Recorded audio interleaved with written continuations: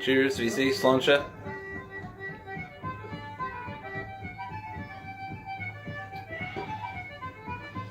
Happy St. Patrick's Day. Having a Guinness here. In a can, I prefer it in a can.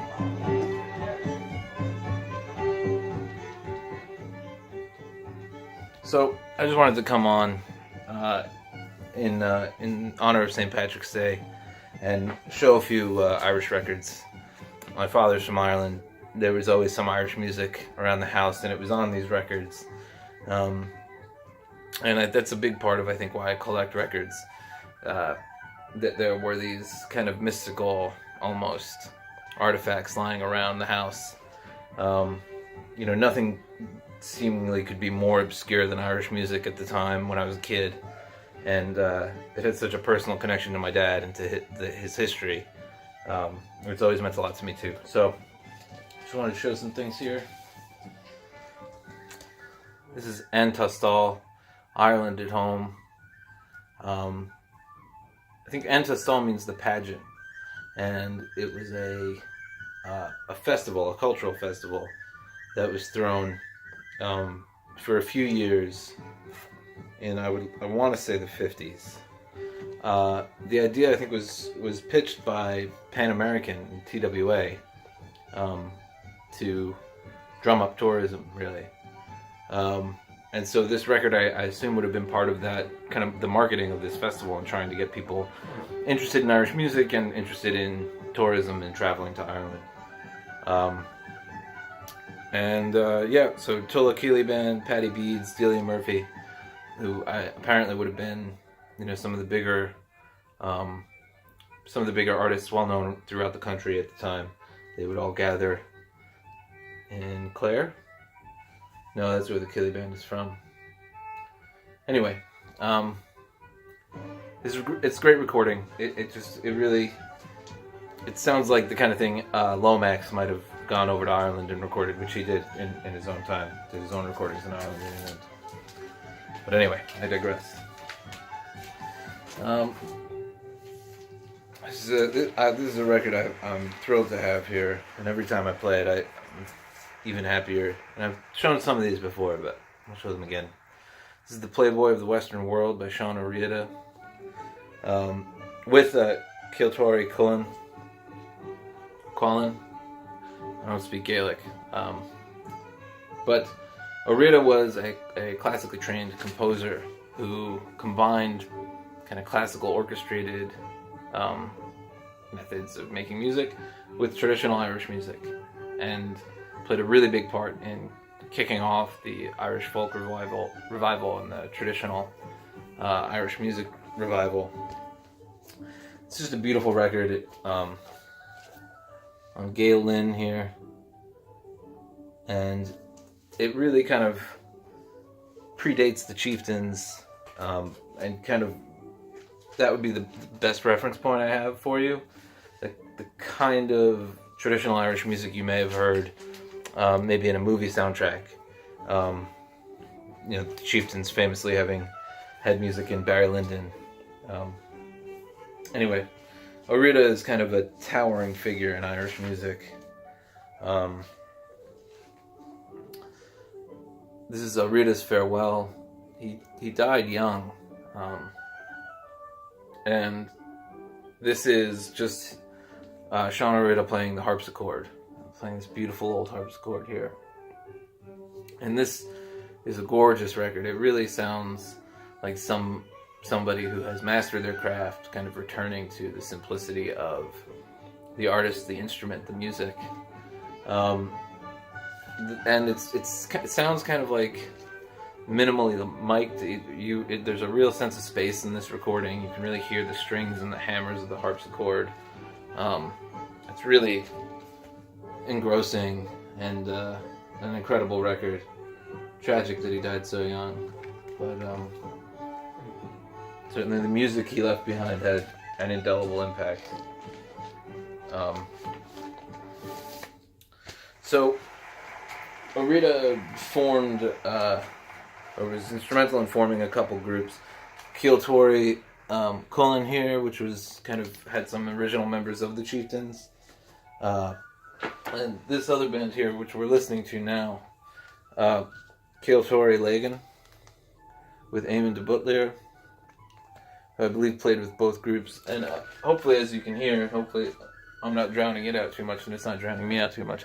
This is just a beautiful recording of traditional Irish music being played. It sounds like in a pub setting or something. There's yipping and cheering, and it just sounds like it. The music is providing the life and the soul of the party, which has always been my experience of what Irish music is for, in context. Anyway, so moving on here.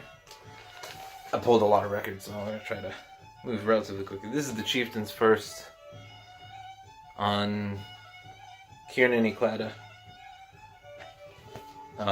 This is a beautiful, beautiful record. No, nothing to see there. Anyway, the Chieftains are possibly the most famous traditional Irish musicians. Certainly they made a huge impression, starting with their music being in Barrylyndon, and then they have entire albums which are just compilations of all the films they've provided music for. Paddy Maloney, the uilleann pipes player, and plays the tin whistle. Sean Potts, they're incredible musicians, and if you were looking for kind of the pure sound of Irish traditional music, this early Chieftains really has it. And there's I don't want to say raw, because they're all such practiced musicians, but there is a somewhat raw quality to the recording, which kind of adds a life to the Chieftains, which is always exciting for me to hear, because I grew up with all of their 90s records and a lot of their collaborations and stuff. The production level on that is through the roof. So it's kind of great to hear just the band in a room with the mic. Here's just a great shot of the Chieftains there. This is Chieftains 3. This is one that my dad would play a lot. Strike the Gay Harp, The Hunter's Purse, The Trip to Sligo. It's, jigs, reels, airs. It's just beautiful, beautiful music. I really can't recommend the early Chieftains highly enough. And so they would have been, I guess, in the early 60s, I think, is when the Chieftains really, really got going. And so I think kind of concurrent to the folk revival that was happening in New York, O'Riordan, the Chieftains, what we're listening to here was kind of creating a resurgence of interest in traditional music in Ireland. And then it kind of wasn't until the 70s that Ireland and England had their own booming folk revival on the back of the American folk revival. But I think it wasn't so much influenced by Dylan or Joan Baez as much as it really was by the Chieftains, by O'Riordan, at least in my understanding. Although a band here that would have been part of that first boom of the folk revival, absolutely having their heyday in the 60s, is the Dubliners. This is the Dubliners in concert. Luke Kelly here, the lead singer of the Dubliners. He's just phenomenal singer. He just his voice just has almost like a reed-like quality and just a beautiful subtle rasp to it, and he's just a great interpreter of songs, and kind of one of those people where everything he performs he really makes his own. I could have pulled any Dubliners record. Their live records are fantastic because you can just kind of hear the energy that they pull out of the crowd. And, so the Dubliners would have been alongside, Tommy Makem and the Clancy Brothers and kind of some of the big folk groups of the 60s. They would have found worldwide fame, and the Dubliners are huge. And a lot of people, if you mention Irish music, this would be the first, especially in America, that would be the first group that springs to mind. So trying in the slightest way to create the impression of, at least as I understand it, how interest in this music kind of grew, and not only in Ireland but worldwide, and kind of fed back into itself. So Luke Kelly is another, unfortunately, who died too young. This is Luke Kelly and the Dubliners. This is a posthumous release, I think.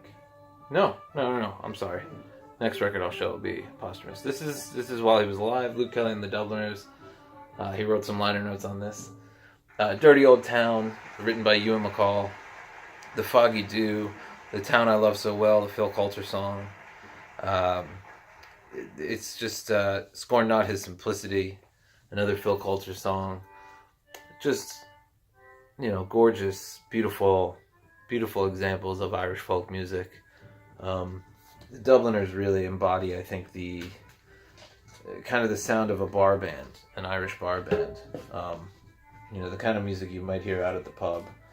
And whereas the Chieftains in O'Rida certainly, and the Chieftains are a little more austere. The Dubliners were kind of a raucous group. And I know Kelly, I think, like O'Rida, really liked the drink. So here's another Luke's Legacy. This is a posthumous release. Luke died, like I said, very young. One place you might know Luke Kelly that you don't know Luke Kelly is he plays King Herod in Jesus Christ Superstar. But The Wild Rover, Dirty Old Town again, A Song for Ireland, Raglan Road, which is an incredible song, and Luke Kelly has recorded absolutely the definitive version. The name of the poet who wrote the song is escaping me, but the poem was given to Luke Kelly, and he set it to the music of the dawning of the day, and created a classic Irish folk song. And there's an interesting thing, at least I find interesting, about Irish folk music, which is some of the music stretches back millennia, and it is really ancient, and a lot of the music, especially the music that came through Ulster and even from Scotland, is a direct lineage of American music, and kind of in the Appalachian Mountains mixed up with African music and became American music. But a lot of songs like Raglan Road that sound for all the world like a song that's hundreds of years old. I'm thinking of Ewan MacColl's his work. The First Time Ever I Saw Your Face sounds like it could be a totally ancient traditional ballad, but it was written, in the 50s or 60s. I mentioned briefly before, there's a strong sense of tradition in Irish folk music. Many times, almost every time, if you were to see a traditional Irish musician, they would explain where they heard the song. Almost all these liner notes will have an explanation of how the song was passed down to the singer, the performer, and whose version they first heard. And there's just this great respect for tradition and heritage, and I think it creates this incredibly powerful bond between all of the music, and it all seems to be in conversation with itself and with each other. So, onward to Paddy Tunney here, the Irish Edge. Paddy Tunney is an Irish ballad singer, kind of in the vein of Shirley Collins, Anne Briggs, the American ballad singer Alameda Riddle, unaccompanied vocal ballads, and just beautiful. Craigie Hill, Johnny Lovely Johnny, the Rambling Boys of Pleasure. O'Rida learned the songs from his mother, I believe, and his father. He had a musical family. He spent some time in prison for IRA activity, where I think that's where he learned to speak Gaelic. He worked a bunch of odd jobs. He was an interesting guy, and these recordings in particular, this is out on Topic. So he would have been label mates with Shirley Collins. And I'm always thrilled to get some Topic records. They're not easy to come by here. Yeah, I've lost my train here. But Paddy Tunney also, would have had a fairly large influence. I became aware of him actually through reading the liner notes of Alistair Roberts records, and then now that I'm aware of the name, I kind of see it pop up more here and there. So, and I guess what I was going to say is at this point, there's kind of an interest been built up in Irish music, and there's a market here for kind of uncovering more traditional Irish musicians. The Dubliners, the Chieftains the Dubliners certainly would be well known. The Chieftains, it would take a little while longer, but things like this would start happening. This is from the early 70s here, but the None Such Explorer series, the Irish Pipes of Finbar Fury, who recorded with the Furies, another incredible folk singer, just a real power to his voice, an incredible interpreter, beautiful player. Can't say enough. I've had the pleasure of seeing Finbar Fury in New York, maybe 8 or 10 years ago now, but he just put on an incredible show. Really exemplifies everything about this music that I adore. It's kind of like punk with respect for tradition in a way. There's just an independence and a strength and a strong-mindedness and an open-mindedness and a poeticism and a lyricism and a beauty that I find in Irish music, which I'm always touched by every time I return to it. So here we get into this is where we get into what kind of maybe my entry point and kind of the biggest names for me. This is Christy Moore, Prosperous.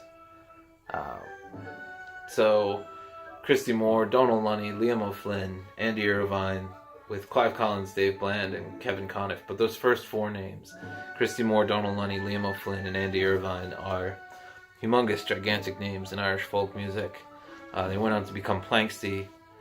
This record, it almost feels a bit like a practice run at Planxty. I think it's Christy Moore's second record. But the opening track, the Raggle Taggle Gypsies, with Tever Dom de Lamb, is exactly the same as the opening track on Planxty's first record, the Black record. The Dark-Eyed Sailor, I Wish I Was in England, which almost has like an early Stones vibe to it, but a folk song. But it's a song that Christy wrote himself, and time-wise that makes sense. Lock Hospital is a beautiful version. It's just a gorgeous record, a little bit lo-fi, a little bit raw, but fantastic record. I got this years ago. Thrilled to have it out on Tara Records.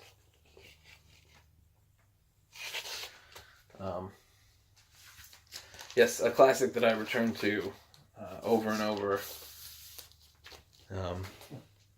One second, I'm just going to flip the record here.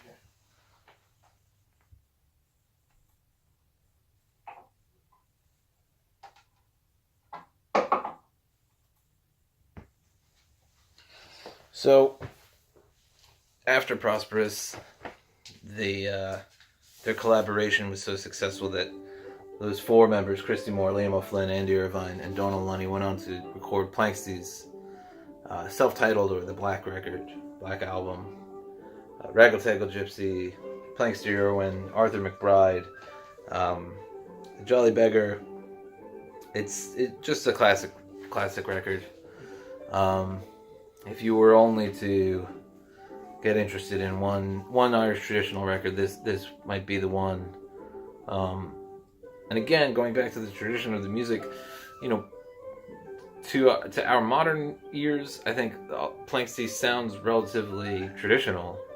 But there were certain things, Andy Irvine playing the mandolin, or not the mandolin, excuse me, the harmonica, or just I think even liberal use of guitar, the production style, the idea that you would produce the music at all, kind of, but with a more, this is recorded in the 70s. This music was, what I'm trying to say is I think that this music was somewhat revolutionary for some of the same reasons that Arrieta's music was revolutionary, but mixing the music with some rock, very slight, but some rock influences and some, rather than classical, but kind of moving traditional music slightly outside of its comfort zone and into a next huge step for traditional Irish music. This is a mile marker, a high water mark. This is an incredible record.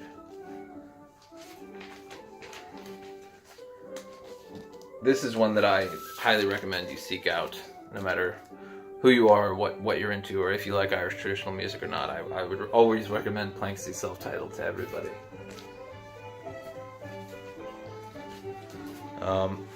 Another, The Well Below the Valley.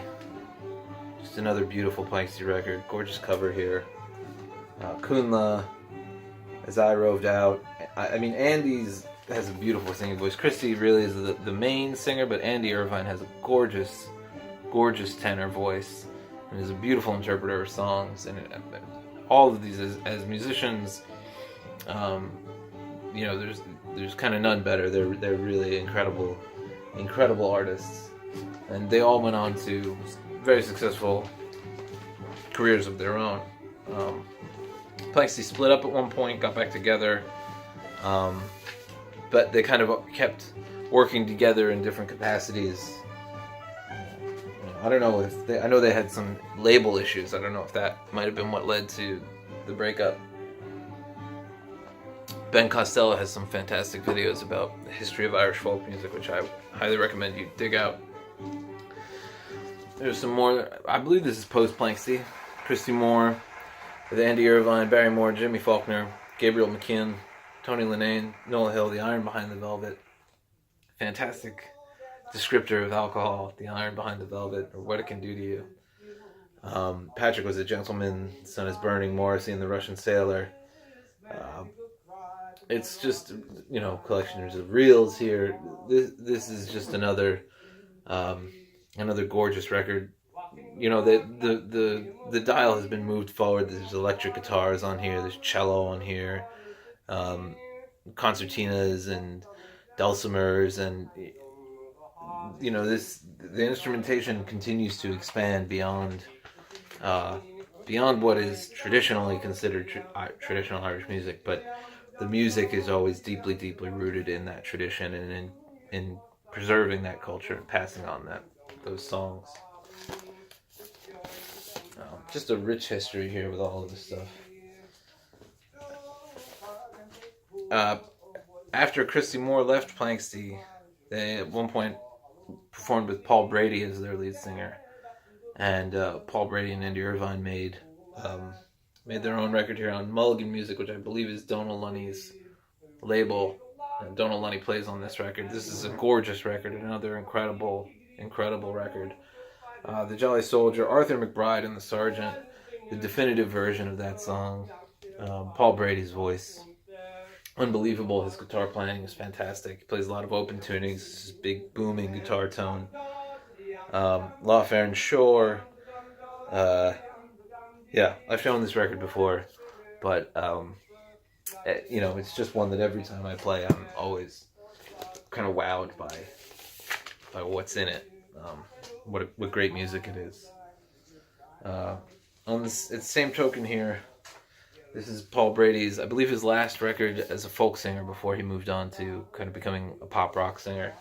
I Am a Youth That's Inclined to Ramble, The Lakes of Pontchartrain, which I believe he taught Dylan, I want to say. He definitely taught Dylan something. Taught him some songs. But I think there's a story that he taught Dylan The Lakes of Pontchartrain. It might have been Arthur McBride, one of the two. and that he taught him the wrong chords or slightly different arrangements so that he wouldn't be giving away his secret. Um, again, just the Irish wit and charm and kind of the way that the Irish are so lyrical and so funny and kind of so tough and defend themselves with a wink and a smile. Um, anyway, this is a lovely record. Highly, highly recommended if you ever see it. The last time I saw a copy, I picked it up for my dad, but I don't think I had to pay more than $3 for it. Especially over here in the States, a lot of people don't really know what this is or care too much about it, which is a shame, but good for us. So here's a recent pickup here. Not strictly Irish folk music. I've got a Scot here. Dick Gaughan, Handful of Earth. I showed James Buttery showed this a little while ago, and I love Dick Gaughan, but I didn't have this record yet. And I listened to his version of Craigie Hill, and I had to track the record down. This is also on Topic Records, but this is 1981. This version of Craigie Hill is based on Paddy Tunney's version on the Irish Edge. Both Paddy Tunney and Dick Gaughan were born in Scotland to Irish families, or at least partially Irish family on Gaughan's side. This is very much in the vein of Paul Brady. Beautiful guitar playing, beautiful singing voice, incredible interpreter, fiercely political and strong-minded. Lots of songs for the working class man, and just, again, highly recommended.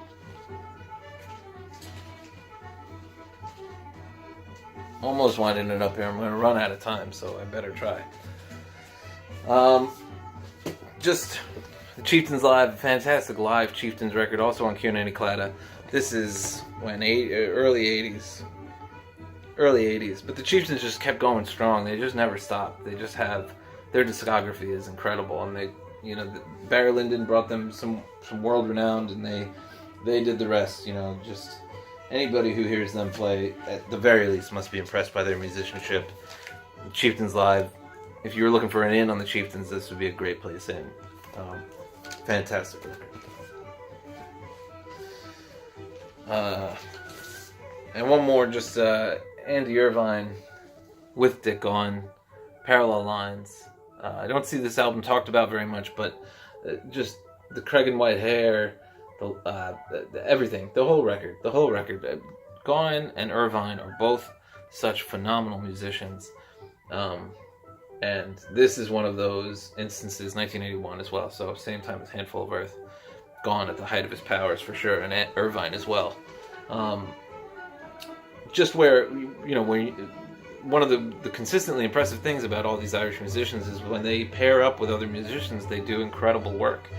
The Chieftains made a record with Ry Cooder maybe 10 or so years ago, which is fantastic, concerning itself with Mexican music mostly.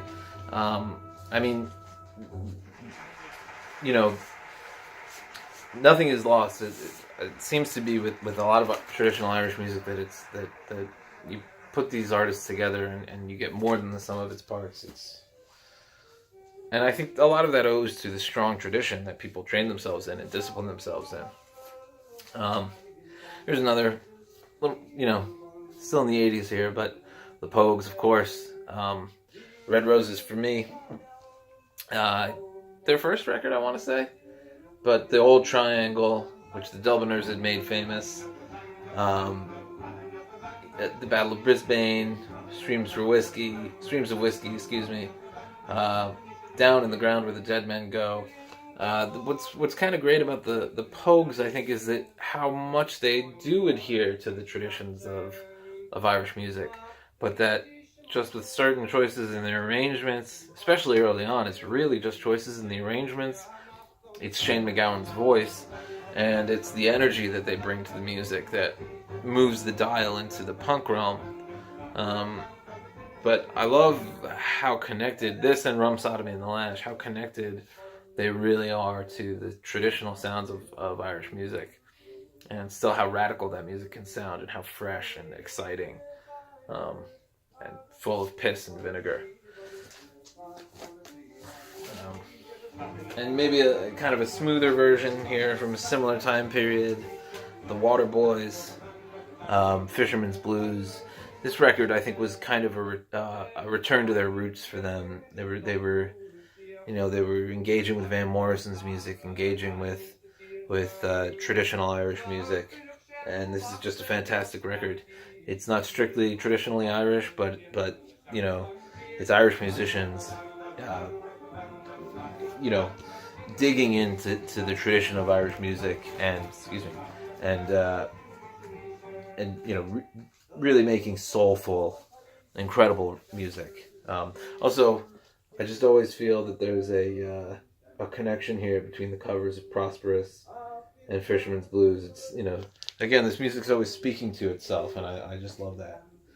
All right, I'm about to run out of time here, so 2 more here.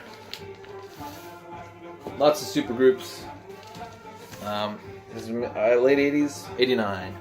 The Green Fields of America. Mick Maloney is a great scholar of Irish history. And look up Mick Maloney and Irish and American music. There's some fascinating clips that he teaches at NYU. Fascinating clips about how American music and Irish Irish people and people of African descent intermingled in this country, in America here, and really contributed to the legacy of American music. There's some beautiful instrumental work: the Kerry Jig, Seamus Cooley's Paddy's Green Shamrock Shore. The saddest song I've ever heard in my life, Kilkelly, Ireland, put together from actual letters home from a man who had immigrated to America, and basically the letters telling the story of what happens to his family away from him. Renardine, which is kind of a standard medley of reels, gorgeous recorded live, beautiful sound, beautiful performances. Stick to the Crater is an incredible Irish drinking song, really fun, some beautiful harmonies on there. And now we've reached the last one. This is another that I would just recommend to everybody, regardless of your relationship to Irish music.